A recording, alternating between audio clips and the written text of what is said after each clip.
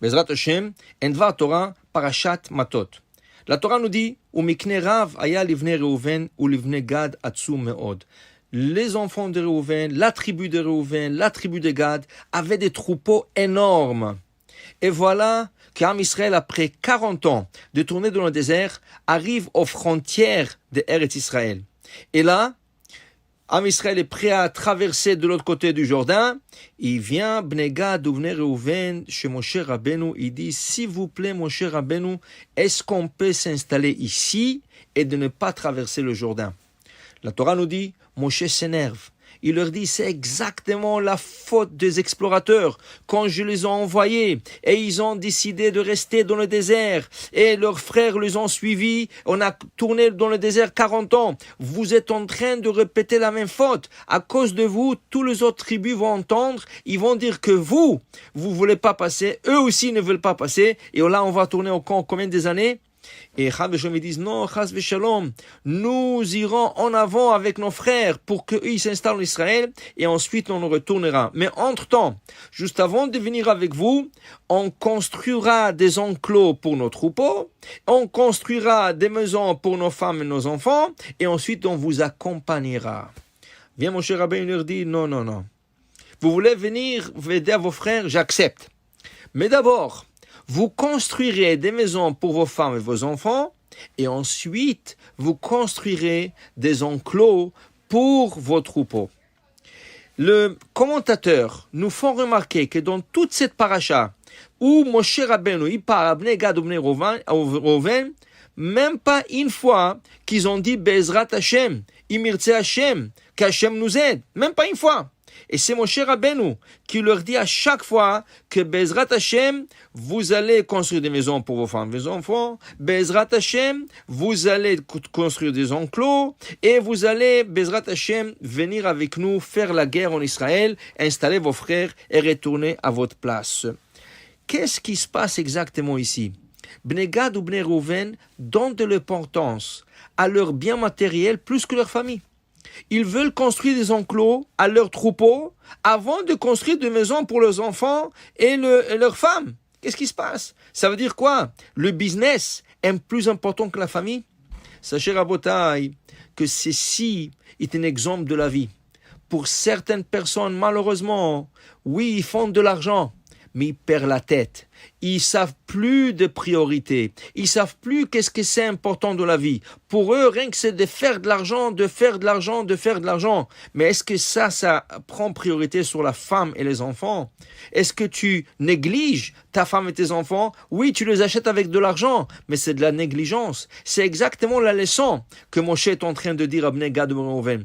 Vous dites pas Baruch Hashem, Bezrat Hashem, parce que vous faites attention et confiance à votre argent. Vous faites pas attention à votre femme et vos enfants, parce que pour vous, le troupeau qui est votre business est plus important que vos enfants. Moshe Rabbeinu, c'est la Torah qui nous parle. Moshe Rabbeinu, c'est le messager d'Hachem. Il nous dit que dans la vie, il y a des priorités. Et la priorité, c'est la femme, les enfants. Vous savez qu'est-ce qui est arrivé à la fin? À la fin, ils ont écouté Moshe Rabbeinu. Ils ont construit des maisons pour leurs femmes et leurs enfants. Ils ont construit des enclos. Ils sont venus en Israël. Et pendant 14 ans, ils ont fait la guerre. Ils ont installé, ils ont aidé à bâtir le pays avec leurs frères. 14 ans, imaginez-vous. Ils n'ont pas vu leurs femmes et les enfants 14 ans. Mais vous savez qu'est-ce qui est arrivé à la fin? Quand ils sont de retour, ils regrettent de ne pas rester en Israël. Et ils font comme un hôtel. Et là, si vous lisez un peu le prophète, vous allez voir, les 10 tribus ont déclenché une guerre que contre Bnei Gad ou Bnei Reuven, ils ont dit pourquoi ils ont construit cet hôtel? Est-ce que c'est un hôtel pour faire l'idolâtrie? Mais ces gens-là, ils ont aucun sens. Ils font pas attention à leur famille, ils donnent de l'importance à leur argent, et maintenant ils laissent Hachem aussi. Et là, ils sont venus les attaquer. Et Bnei Gad ou Bnei Reuven les ont arrêtés en leur disant non, Chas Veshalom, Chas Vechalila, c'est pas du tout l'idée. La raison pourquoi nous avons construit un hôtel ici, c'est pour qu'un jour, vos enfants ne disent pas à nos enfants qui font pas partie de Am Israël. Pourquoi? Parce que vos enfants avaient la chance et le mérite de traverser le Jourdain et s'installer en Israël. Nos enfants, à cause de notre choix, n'avaient pas ce mérite. Et on ne veut pas que Haz Veshalom, un jour, vos enfants disent en autre que vous n'êtes pas juif. Alors on a construit un hôtel, on a signé notre nom, comme quoi on a été là 14 ans on vous aider. Et là, quand nos enfants viennent dans ce pays à visiter, qu'on ne leur dise pas qu'ils ne sont pas juifs. Vous comprenez, Rabotai? C'était un regret total. Tu travailles toute ta vie, tu arrives à 60 ans, à 70 ans, à 80 ans, et là tu dis, qu'est-ce que je fais? J'ai un paquet d'argent, mais j'ai un enfant qui sort avec une Goya, j'ai un autre enfant qui ne me reconnaît pas, j'ai une fille que va savoir où est-ce qu'elle est, on ne sait jamais où est-ce qu'elle est. Oui, ma femme ne fait pas attention à moi. Alors tu as travaillé toute ta vie, et l'argent, tu l'as eu, mais la famille, tu l'as perdue.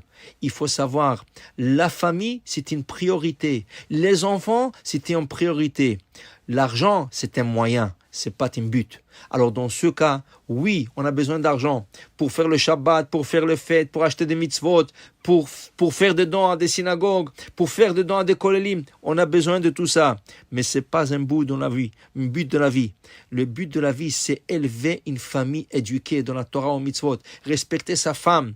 Et là, Moshe Rabbeinu dit, il faut dire aussi Bezrat Hashem et Baruch Hashem, Vemirtze Hashem. Et ça, c'est la vie d'un juif. Pour qu'un jour, tu ne te retournes pas et tu dis c'est trop tard. Je ratais ma mission sur terre. J'ai beaucoup d'argent. Tu vas le laisser pour tes enfants. Mais c'est dommage. Tu aurais pu faire beaucoup plus de bien que ça. Alors prenons une leçon de Bnei Gad ou Bnei Reuven, à savoir qu'il y a des priorités dans la vie. Je vous souhaite Shabbat Shalom ou Mevorach.